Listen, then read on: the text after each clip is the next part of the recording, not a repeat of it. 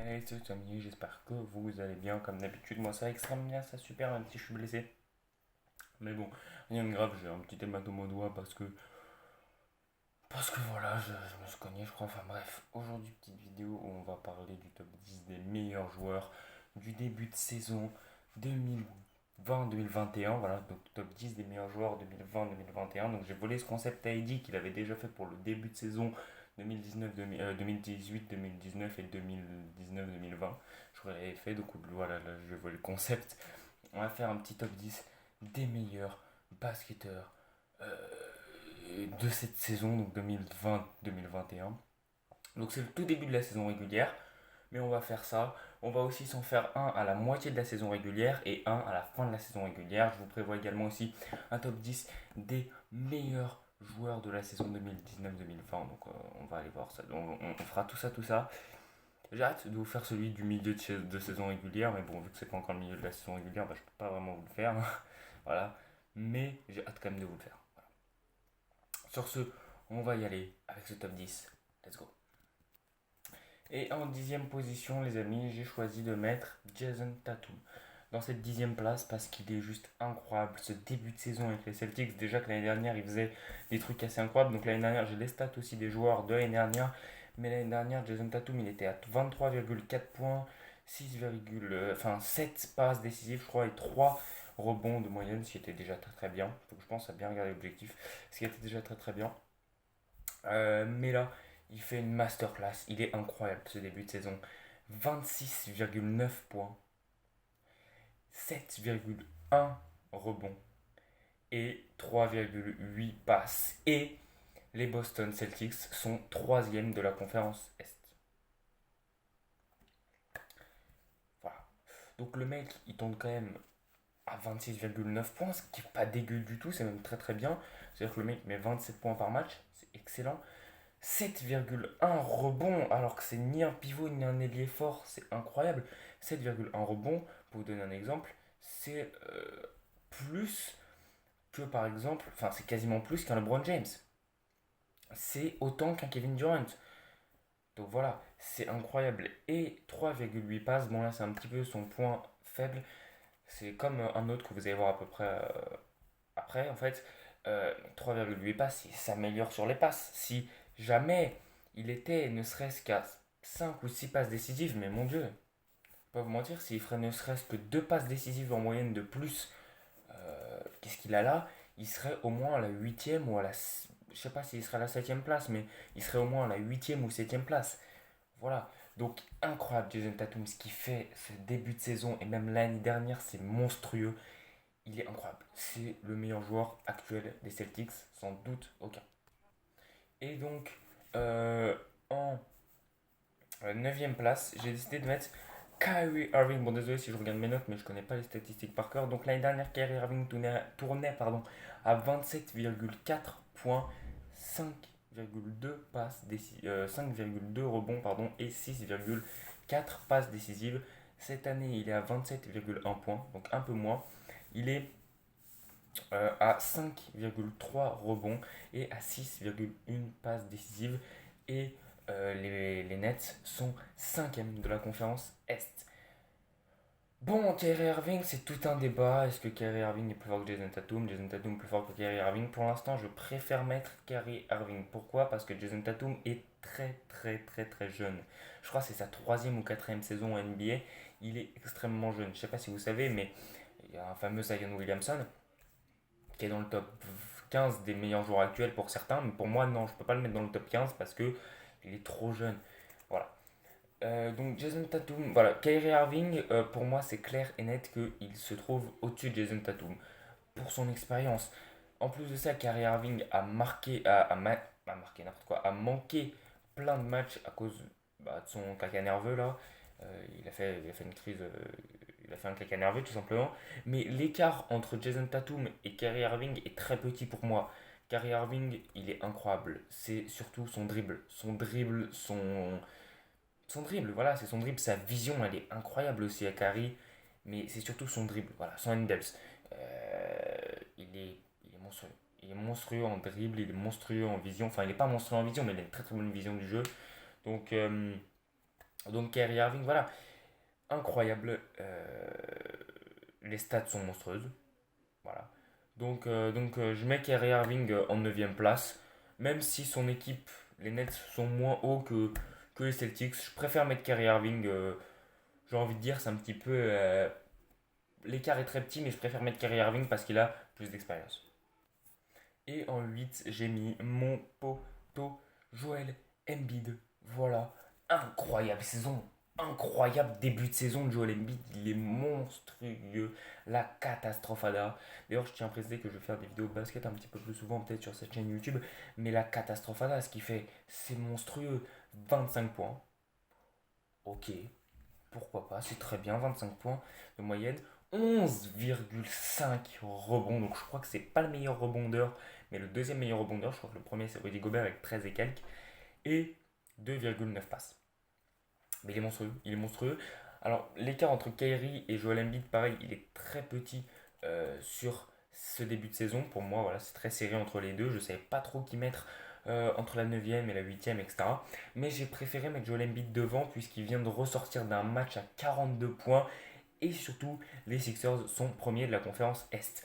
Et ça, je suis content parce que vous savez que les trois équipes que je veux absolument qui gagnent cette NBA, c'est en premier le Heat. Si c'est pas le Heat, les Sixers. Et si c'est pas les Sixers, euh, les Blazers. Parce que les Blazers, c'est la première équipe que j'avais eue sur NBA Live. Voilà, donc j'aime beaucoup cette équipe juste pour ça et pour Damien Lillard aussi, parce que j'aime beaucoup Damien Lillard. Mais voilà. Donc, incroyable début de saison monstrueuse, mais je sais pas si vous avez remarqué, mais on est en dèche de passe, puisque 2,9, bon, c'est bien, mais c'est pas incroyable du tout. Donc,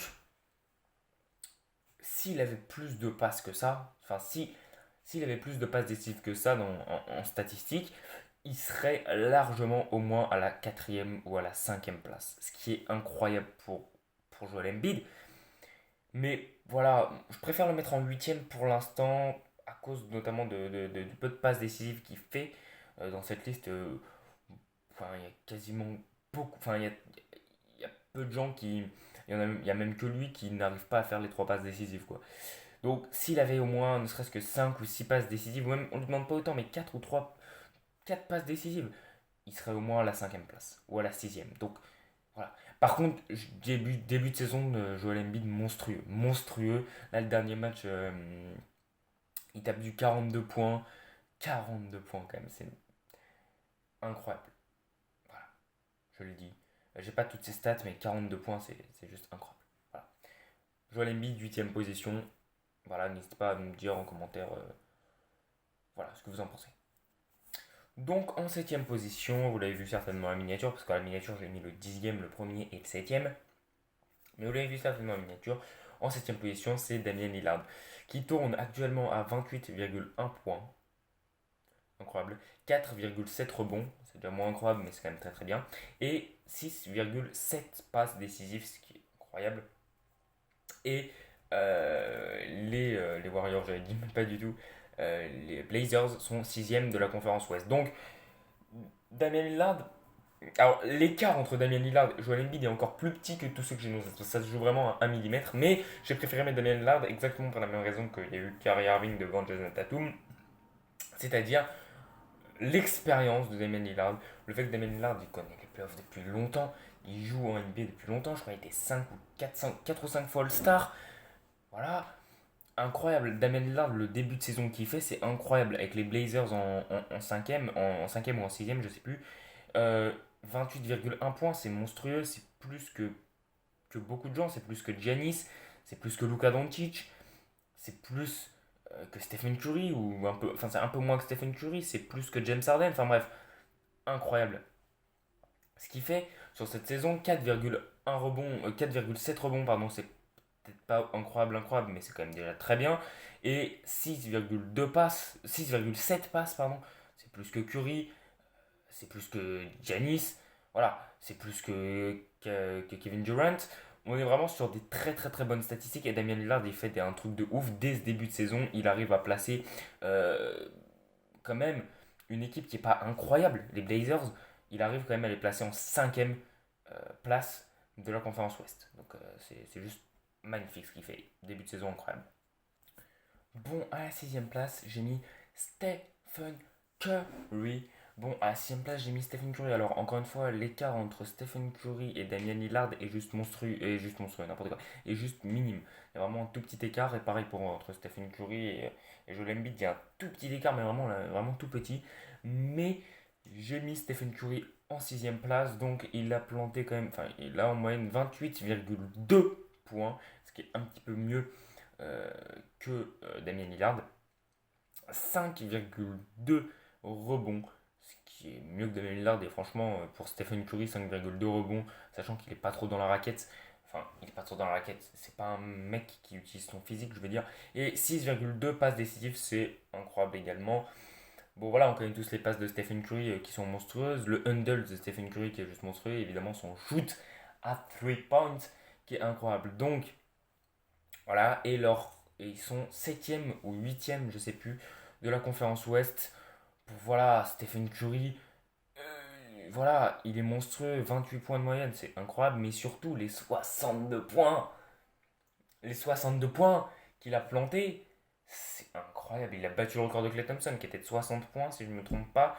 C'est incroyable, ce qu'il a fait est monstrueux. Ce qu'il a fait est monstrueux. D'ailleurs, Klay Thompson, RIP, hein, il est pas dans le top, mais en même temps, il joue pas cette année, donc, enfin, pas le début de saison en tout cas. Mais quand il va arriver, si jamais il arrive cette saison, oh, il va détruire des bouches. Mais bref, incroyable, incroyable. Et le mec porte littéralement à lui tout seul la conférence. Enfin, il porte à lui tout seul son équipe.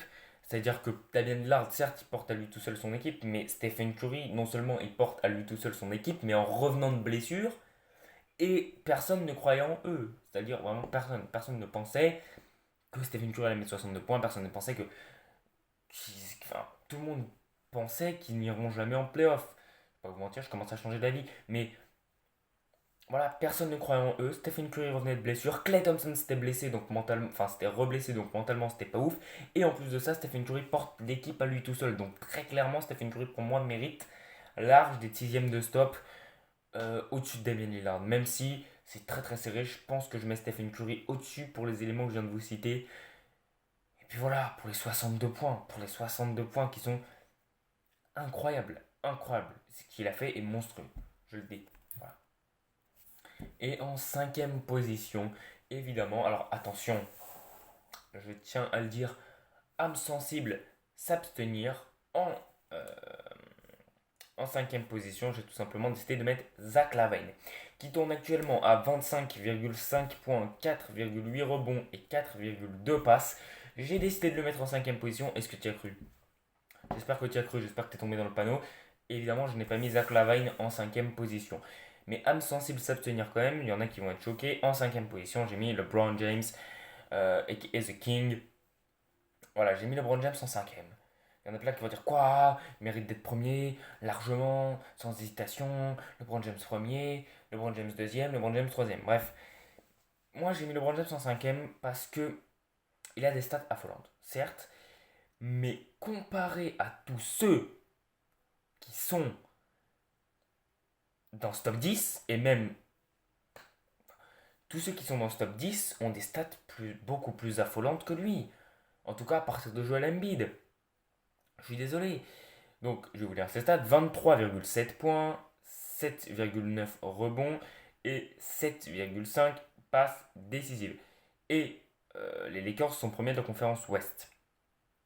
Donc, LeBron James, incroyable. On sait tous que c'est un joueur oufissime. Mais, qu'on soit clair, c'est pas aussi impressionnant statistiquement qu'un Stephen Curry, qu'un Damian Lillard ou qu'un Joel Embiid. Voilà, c'est pas aussi impressionnant statistiquement, ou même qu'un Kyrie Irving. Tu vois? Enfin, si, c'est plus impressionnant statistiquement qu'un Kyrie Irving, mais pas qu'un Joel Embiid, qu'un Damian Lillard ou qu'un Stephen Curry. C'est voilà. Et encore, j'aurais pu faire le mesquin, j'aurais pu faire le méchant, et j'aurais pu le mettre en 9ème. Évidemment, je ne l'ai pas mis en 9ème. Pourquoi? Parce que d'une, c'est le LeBron James, et de deux, on a quand même les Lakers premiers de la conférence Ouest. Donc, avec un taux de 75%, désolé pour l'avion qui passe, de 75% de victoire. Voilà, donc c'est le LeBron James. J'étais obligé de le classer au moins à la 5ème parce que, déjà statistiquement c'est affolant, mais surtout, les Lakers sont premiers de la conférence Ouest, mais surtout, c'est LeBron James. Donc voilà, j'étais obligé de le classer au moins à la cinquième, sinon ça allait faire des débats, ça allait s'énerver dans les commentaires, c'était sûr. Je me serais pris 10 milliards de pouces rouges, mais encore, c'est même pas ça le pire.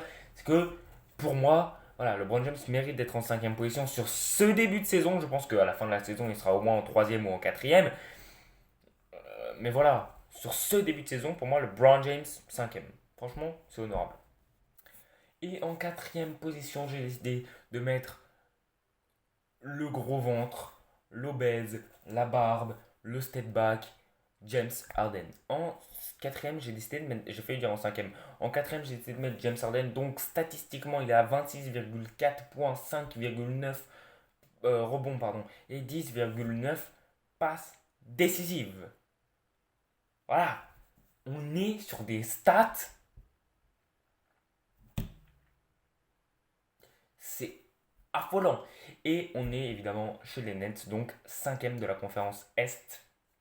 Bon, oui, je fais ça comme si j'avais une barbe alors que j'en ai pas. Bon, incroyable. James Harden, il est incroyable, on le sait.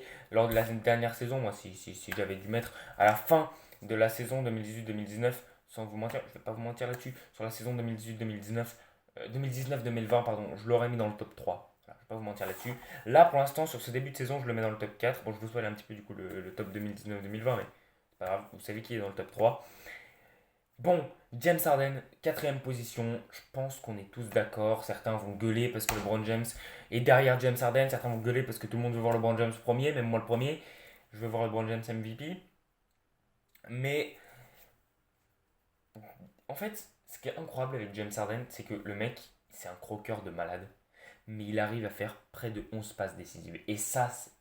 What? Je sais pas si vous avez vu les matchs des Nets. Moi, j'ai pas vu personnellement, mais je regarde les highlights. Et mon Dieu, les passes que James Harden fait, elles sont incroyables. Ça traverse tout le terrain, ça fait pouf. Enfin voilà, James Harden, on connaît tous son step back, mais mon dieu. Voilà, on connaît tous évidemment aussi son très très très beau, enfin très très très beau, il a un très bon shoot, James Harden. Il a joué arrière, il a joué meneur, donc il a quand même joué deux postes. Enfin bref, très très bon joueur James Harden, qui est, il est monstrueux. Il est monstrueux. Alors, certes, c'est un branleur, certes, enfin, entre guillemets, il fait rien à l'entraînement, il s'en bat les couilles de tout, mais et pour beaucoup ça lui ferait descendre de 3 ou 4 places. Mais voilà, pour moi, James Harden ne mérite pas forcément d'être quatrième parce qu'il ne fait rien à l'entraînement et parce qu'il. Voilà. Et parce que. Voilà. Mais statistiquement, c'est sur le papier, James Harden mérite largement la quatrième place. Et j'ai hésité à le mettre troisième. Mais je vais le laisser quatrième parce que James Harden, voilà, bon, les trois premiers sont juste incroyablement incroyables sur ce début de saison. Mais voilà, c'est monstrueux ce que James Harden fait actuellement, que ce soit aux Rockets ou aux Nets, c'est monstrueux. En 3 j'ai mis Giannis Antetokounmpo sur ce début de saison. En 3 j'ai mis Giannis Antetokounmpo. Attention, encore une fois, je le répète et le répète, c'est sur ce début de saison. Donc j'ai mis Giannis Antetokounmpo en 3 parce que ses stats. Oh. Alors là, absence cible, s'abstenir, 27,2 points, 10,2 rebonds et surtout 5,3 passes. Donc évidemment, on est sur des stats plus que monstrueuses. Bon, je me débarrasse de cette balle. C'est chiant. Excusez-moi, je reviens. Donc on est sur des stats beaucoup plus que monstrueuses pour Giannis. Je le répète, 27,2 points, donc c'est pas autant que l'année dernière, mais ça reste incroyable. 10,2 rebonds, je crois que c'est le troisième meilleur rebondeur de la ligue actuellement. Et 5,3 passes, qui est beaucoup, mais pas suffisant. C'est-à-dire que s'il faisait une passe en moyenne de plus, mon Dieu, il serait juste monstrueux. Même s'il faisait une passe de plus, je ne sais pas si on pourrait le mettre deuxième de stop, mais en tout cas, voilà. Giannis, c'est le MVP 2019-2020, c'est le MVP 2018, 2019, 2019, 2020. Un monstre, évidemment. Un monstre de niveau. C'est un monstre du basket. Et je pense que voilà, troisième place pour ce début de saison, encore une fois, je le répète, c'est tout à fait justifié. En deuxième position sur ce top début de saison, top 10 des meilleurs joueurs des débuts de saison, j'ai mis Kevin Durant. Évidemment, et pas Kevin du rire jaune. Bon, donc 30,6 points, c'est le meilleur marqueur de la NBA actuellement sur cette saison. 7,1 rebonds et 5,8 passes décisives. Un monstre. Encore une fois, s'il faisait une passe de plus, il ne serait pas premier, mais ça serait encore plus incroyable. La différence de niveau entre Kevin Durant et Giannis Antetokounmpo est très petite. Mais voilà, Kevin Durant, très fort sur ce début de saison. Mettre quasiment 41 points alors qu'il est au tout début de la saison. Voilà, c'est monstrueux. 7,1 rebonds, c'est très bien. C'est très bien, 7,1 rebonds. Et en plus de ça, les Nets sont 5e de l'Est. Donc voilà, c'est monstrueux. Ce qu'il fait, c'est monstrueux. Actuellement, il a des stats d'un MVP. Voilà, il a les stats de MVP. Je suis désolé, il a plus de points que Giannis l'année dernière. Il a moins de rebonds, mais je pense qu'il a plus de passes décisives. Donc, il a les stats d'un MVP. Mais une personne lui bloque la route. Et c'est celui qui est en premier. Et j'imagine que vous avez déjà deviné l'identité de cette personne. En première place, j'ai mis The Best, Luka Doncic. Évidemment, le mec, il a quasiment une saison en triple-double.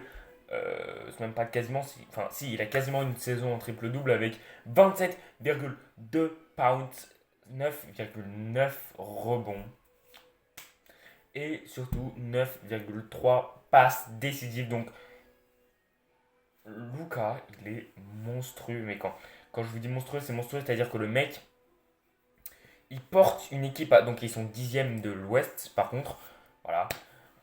Les Mavs sont 10e de l'Ouest. Bon. Mais Luka Doncic arrive quand même à porter une équipe comme ça à bout de bras et à essayer qu'ils soient en playoff. Et ils sont presque en playoff, on va pas se mentir. Et ils portent à bout de bras une équipe, même s'il y a Kristaps Porzingis. Voilà, on va pas se mentir, c'est pas le meilleur des joueurs.